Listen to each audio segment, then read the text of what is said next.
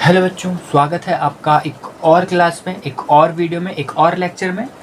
आज का लेक्चर आपके लिए काफ़ी ज़्यादा इंपॉर्टेंट होने वाला है। ये इसलिए इंपॉर्टेंट होने वाला है बच्चों क्योंकि आज के इस क्लास में हम बात करने वाले हैं उन स्टूडेंट के लिए जिनको कॉलेज मिल चुकी है, उनका नेक्स्ट स्टेप क्या होना चाहिए, और उन स्टूडेंट का जिनको अभी भी फर्स्ट काउंसलिंग में सीट अलॉट नहीं हुई है, उनका नेक्स्ट स्टेप क्या होना चाहिए, किस प्रकार हमें आगे की स्ट्रेटेजी अपनानी है।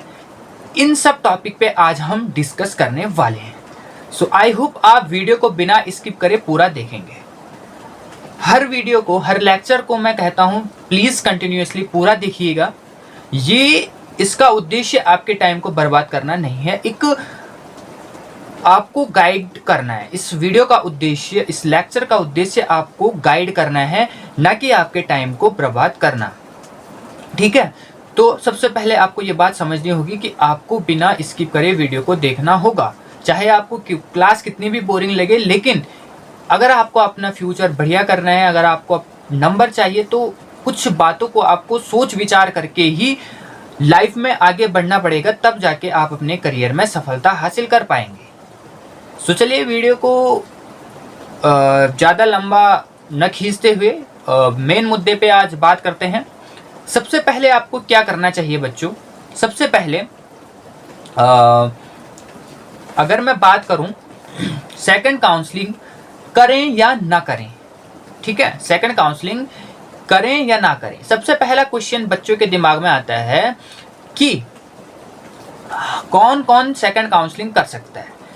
कई बच्चों का क्वेश्चन होगा कि सर मुझे सीट अलॉट हो चुकी है, मुझे इस कॉलेज में सीट अलॉट हो चुकी है, तो क्या अब मैं सेकंड काउंसलिंग कर सकता हूं, क्योंकि मुझे काउंसलिंग में सीट मिल चुकी है, तो क्या मैं एलिजिबल हूं सेकंड काउंसलिंग के लिए। कई बच्चों का क्वेश्चन होगा कि सर मैंने फर्स्ट काउंसलिंग नहीं कराई है, ना ही मैंने रजिस्ट्रेशन किया हुआ है, तो क्या इस कंडीशन में मैं काउंसलिंग कर सकता हूं। कई बच्चों का क्वेश्चन होगा कि मैंने फॉर्म नहीं भरा था और ना ही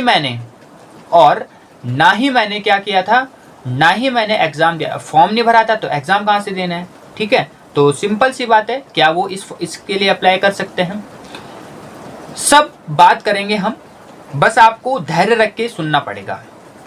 सबसे पहले उन स्टूडेंट की बात करते हैं जो बाय चांस जिन्होंने फॉर्म भरा है, सब कुछ उन्होंने किया हुआ है, पेपर दिया हुआ है, उनकी रैंक आई हुई है, लेकिन वो किसी कारणवश फर्स्ट काउंसलिंग नहीं कर पाए। कोई भी कारण हो सकता है, A to Z, ठीक है, कोई भी कारण हो सकता है। तो ऐसे बच्चों को जिन्होंने फर्स्ट काउंसलिंग नहीं करी हुई है लेकिन उन्होंने पेपर दिया हुआ है, उनका रैंक कार्ड आया हुआ है, तो सबसे पहले सेकंड काउंसलिंग में उनको रजिस्ट्रेशन करना पड़ेगा। रजिस्ट्रेशन करने के बाद वो सेकंड काउंसलिंग इजीली कर सकते हैं। ठीक है, अब आप अपने रैंक के अकॉर्डिंग, किस प्रकार आपका रैंक आया हुआ है, आप किस कैटेगरी से हो, आप EWS के लिए अप्लाई करना चाहते हो, TFW सीट के लिए अप्लाई करना चाहते हो, जिन जिन बातों पे आपको सीट मिलना, आपके सीट मिलने के चांस निर्भर करता है, उन सभी चीज़ों को आपको सोच विचार करके आगे बढ़ना पड़ेगा। इस पे भी मैंने कई सारे वीडियोस आपके लिए बनाई हुई हैं। आप अगर लगातार कंटिन्यूसली मेरे चैनल से जुड़े हुए हैं, जो बच्चे कंटिन्यूसली मेरे वीडियो देख रहे हैं, उनको पता होगा कि मैंने हर टॉपिक पे अच्छे से बात करी हुई है। ठीक है, तो आप भर सकते हो फॉर्म। रजिस्ट्रेशन कैसे करना है आपको, कैसे आपको काउंसलिंग करनी है, कैसे आपको चॉइस फिल करनी है, चॉइस लॉक आपको कैसे करनी है, इन सभी के बारे में मैंने डिस्कस करा हुआ है। इस वीडियो में आप देख सकते हैं, इस प्रकार का उसका थंबनेल होगा। अगर आप YouTube पे जाएंगे, मेरे चैनल पे जाएंगे, तो इस प्रकार के थंबनेल पे अगर आप क्लिक करेंगे तो आपको पता चलेगा आप किस प्रकार रजिस्ट्रेशन करना है, आपको किस प्रकार फॉर्म फिल करना है, किस प्रकार आपको काउंसलिंग करनी है, सब कुछ बताया हुआ है। देन जब आपका रिजल्ट आएगा, किस प्रकार आपको अपना अलॉटमेंट लेटर डाउनलोड करना है, उसके लिए आप इस वाली वीडियो को देख सकते हो। आई होप आप समझ गए होंगे। अब उन स्टूडेंट्स की बात करते हैं जिन्होंने फर्स्ट काउंसलिंग करी है बट उनको सीट अलॉट नहीं हुआ है, तो ऐसे बच्चे भी सेकंड काउंसलिंग कर सकते हैं। और अगर आपकी रैंक काफी ज्यादा आई है बच्चों, तो प्लीज ज्यादा से ज्यादा कॉलेज भरें। आप ये ना देखें कि मुझे टॉप 10 कॉलेज नहीं मिल रहा है या मुझे टॉप 10 कॉलेज ही चाहिए। अगर आप वाकई में पॉलिटेक्निक करना चाहते हैं तो प्लीज आप ज्यादा से ज्यादा अगर दूर के कॉलेज भी आप भर पा रहे हैं तो प्लीज़ भर लीजिए। क्यों? क्योंकि क्या होता है बच्चों कि आप सेकंड ईयर में जितने भी स्टूडेंट हैं, जितने भी ई ग्रुप के स्टूडेंट हैं, शायद पी ग्रुप में और इसमें शायद ऐसा नहीं होता है, आप इसको कंफर्म कर लेना अपने कॉलेजेस से, ठीक है। और ई ग्रुप में क्या होता है बच्चों कि आप सेकंड ईयर में अगर आपकी एक भी बैक नहीं है और आपकी अच्छी खासी परसेंटेज है, तो आप कॉलेज ट्रांसफ़र भी कर सकते हैं, आप ब्रांच भी ट्रांसफ़र कर सकते हैं, ठीक है। तो सेकंड काउंसलिंग अच्छे से करिएगा। अगर आपको पॉलिटेक्निक वाकई में करना है, आप वास्तव में चाहते हैं कि आपको डिप्लोमा मिले, तो कई सारी चीज़ें तो आपको देखनी पड़ेंगी, रिस्क आपको उठाना पड़ेगा, दूर पढ़ने के लिए आपको जाना पड़ेगा, ठीक है। पास से ही सब कुछ नहीं होने वाला है। अगर आप पहले मेहनत करते तो आपको इन सब चीज़ों को, इन सब प्रॉब्लम्स को फेस नहीं करना पड़ता। चलो खैर, जो हो गया हो गया, लेकिन अब आगे सही से स्टेप लो, ठीक है। थोड़ा आलसपन हटाओ, थोड़ा मेहनत करना सीखो और सोच विचार करके आगे के स्टेप लीजिएगा, ठीक है। अब देखो, ये मैंने उन बच्चों की बात की जो कि जिन्होंने फर्स्ट काउंसलिंग की बट सीट अलॉट नहीं हुआ। अब उन बच्चों की बात करते हैं जिनको फर्स्ट काउंसलिंग तो उन्होंने की और उनको सीट भी अलॉट हो चुके हैं, उनको ब्रांच भी बढ़िया मिल गई है, बट अभी भी वो चाहते हैं कि उनको बढ़िया कॉलेज, इससे और बढ़िया कॉलेज मिले, ठीक है, उनको इससे और बढ़िया कॉलेज मिले। और वो सपोज दैट कोई बच्चा है वो काशीपुर में चाहता है बट उसका किसी अन्य कॉलेज में आ गया, तो ऐसे बच्चे भी सेकंड काउंसलिंग कर सकते हैं, लेकिन रिस्क ना लें। आपको फर्स्ट काउंसलिंग में जो सीट मिली हुई है, पहले जाके वहाँ एडमिशन ले लें, आराम से जाके जो डॉक्यूमेंट आपके पास है फिलहाल उनको जमा कर दें और फीस जमा कर दें, जितनी 8,000 या 13,000 आप फीस जमा कर दें। नेक्स्ट सेकंड राउंड की काउंसलिंग करें, उसमें खाली उस कॉलेज को डालिएगा जो आपको चाहिए, क्योंकि आपको ऑलरेडी कॉलेज मिल चुका है, तो आप केवल उसी कॉलेज के लिए अप्लाई करें जो आप चाहते हैं। इससे आपके चांसेस बढ़ जाएंगे, ठीक है। और एक ही कॉलेज डालेंगे तो सही रहेगा। लेकिन हाँ, अगर आप चाहते हैं कि मुझे 2-3 कॉलेज में मिल जाए, इससे और बढ़िया 2-3 कॉलेज आपने ऑप्शन में रखे थे लेकिन मिले नहीं थे, तो 2-3 आप भी ऑप्शन रख सकते हो, उन तीनों में से किसी में भी मिल जाए तो बढ़िया रहेगा, ठीक है। लेकिन रिस्क ना लें, एडमिशन ले लें। ये यहाँ पे फ्रीज और फ्लोट वाला कोई सीन नहीं होता है यूबीटीआर में, यानी पॉलिटेक्निक में ये फ्रीज वाला होता है ना कि फ्रीज कर दो अपने जो भी आपको अलॉट हुआ है, ऐसा यहाँ पे कोई सीन नहीं है। आपको एडमिशन लेना पड़ेगा। सेकंड काउंसलिंग में नाम आ गया जो जिस कॉलेज को डाला है तो ठीक है, वहाँ से आपकी फीस वगैरह आपकी इस वाली कॉलेज में ट्रांसफ़र हो जाएगी। बस आपको अलॉटमेंट लेटर के साथ उस कॉलेज में पहुँचना पड़ेगा, ठीक है। ऐसा नहीं है कि नहीं जाना है, ऐसा नहीं है कि कॉलेज नहीं जाना है, कॉलेज जाना है अपने न्यू अलॉटमेंट के साथ। न्यू जहाँ पे आपको अलर्ट हुआ है, जिस न्यू कॉलेज में, वहाँ आपको जाना है और वहाँ आपको रिपोर्ट करनी है कि मैंने पहले इस कॉलेज में लिया था, अब मेरा इस कॉलेज में आ गया। वहाँ से देन आपका ट्रांसफ़र यहाँ हो जाएगा। आपने जो फीस, जो डॉक्यूमेंट्स वहाँ सबमिट करे थे, आपको इस कॉलेज में वो फीस, वो डॉक्यूमेंट जमा नहीं करनी पड़ेगी। जो आपके बचे हुए डॉक्यूमेंट्स हैं या जो आपकी बची हुई फीस है, केवल आपको वही फी पे करनी है, ठीक है।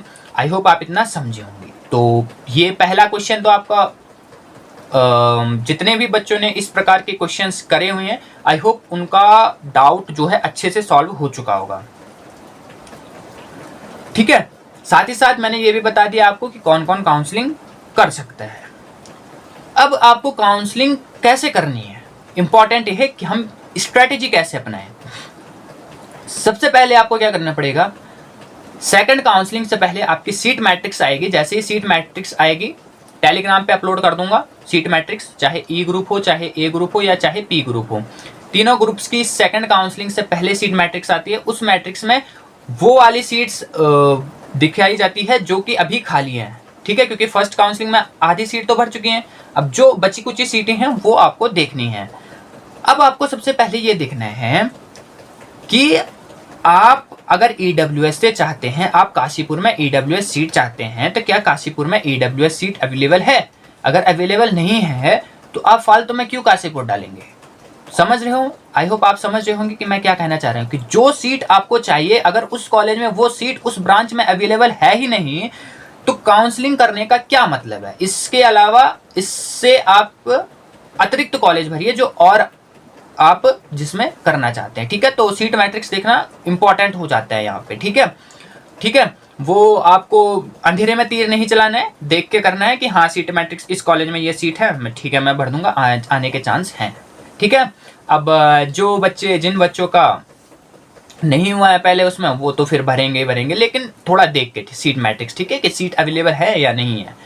ओके, तो इस प्रकार से आपको काउंसलिंग करना है, ये आपकी स्ट्रेटेजी होने वाली है। रैंक वगैरह पे मैं बात नहीं करूंगा, क्योंकि कोई भी टीचर आपको कंफर्म नहीं बता सकता कि आपको सीट मिलेगी या नहीं मिलेगी। संभावनाएं हो सकती हैं, संभावनाएं कोई भी बता सकता है कि चलो ठीक है, लेकिन संभावनाएं देखो बच्चों, यहाँ पे लक एक बहुत बड़ा रोल प्ले करता है। कई बच्चे जो है जिनकी काफ़ी ज़्यादा रैंक होती है उनको सीट अलॉट हो जाती है, कम रैंक वालों को कभी कभी सीट अलॉट नहीं होता है। तो कभी कभी यहाँ पे किस्मत नाम की जो चीज़ होती है वो भी काफ़ी बड़ा रोल प्ले करती है। ठीक है, तो इस जैसे कि मैंने आपको बताया कि सबसे पहले आपको सीट मैट्रिक्स देखने हैं, उसी के अकॉर्डिंग आपको कॉलेज फिल करने हैं कि हाँ इस कॉलेज में सीट है, मैं भर दूंगा। ठीक है, तब आने के चांस भी आपकी हो सकते हैं। तो इस प्रकार आपको ये स्ट्रैटेजी आपको अपनानी पड़ेगी और इस प्रकार से आपको करना पड़ेगा। ठीक है, और अब कई बच्चों के कमेंट भी आएंगे कि सर मेरा इतना रैंक है, मुझे मिल जाएगा ये सो अलाना फलाना। ठीक है, वही रिपीटेड क्वेश्चन। तो आप ग्रुप से जुड़ जाओ, टेलीग्राम हो या व्हाट्सएप, जुड़ जाओ और मिल जाएगा सबको, ऐसी टेंशन वाली बात नहीं है। लेकिन आपकी अगर काफ़ी ज़्यादा रैंक आई है तो बच्चों कई दूर दराज के कॉलेजेस देख लो। ठीक है, डिप्लोमा ही तो चाहिए, मेहनत करो 100% अपना, जिस कॉलेज में आप हो उस कॉलेज में अपना 100% दो। आपको प्लेसमेंट नहीं मिलेगी, चलो मैं मान के चल रहा हूँ प्लेसमेंट नहीं मिलेगी, लेकिन डिप्लोमा के बाद कहीं ना कहीं किसी न किसी की तो जान पहचान में होती है ना, आपको जॉब तो मिलेगा अगर आपने अच्छा स्कोर किया है, आपको आते, आपकी स्किल्स अच्छी हैं। तो प्लेसमेंट होने के बावजूद, प्लेसमेंट अगर आपकी ना भी हो, प्लेसमेंट ना होने के बावजूद भी अगर आपने अपनी स्किल्स पे फोकस किया है, आपने अपने जो भी आपका सिलेबस है आपने उसको अच्छे से पढ़ा है, आपने अपने स्किल्स पे फोकस किया हुआ है, तो जिस बंदे की प्लेसमेंट लगी हुई है ना, आप उससे भी आगे चल सकते हैं। हाँ मानता हूँ कि स्टार्टिंग में आपको थोड़ी प्रॉब्लम आपको फेस करनी पड़ सकती है, बट ऐसा कतई नहीं है कि हमेशा आप उसी लेवल पे रहोगे। ठीक है, स्किल्स अगर आपकी बेटर है तो आप किसी से भी आगे जा सकते हो। ठीक है, सो मैं आपसे यही विनती करना चाहूँगा कि जहाँ भी हो, जिस कॉलेज से भी पढ़ रहे हो, वहाँ अपना 100% देने की कोशिश करिएगा। सो आई होप आपको मेरी बात समझ में आई होगी। प्लीज़ चैनल को सब्सक्राइब जरूर करना, वीडियो को लाइक करना और ज़्यादा से ज़्यादा शेयर करना। सो मिलते हैं नेक्स्ट क्लास में, next video, next information, next update के साथ। तब तक बने रहे हमारे चैनल यूकेटी पाठशाला में। धन्यवाद।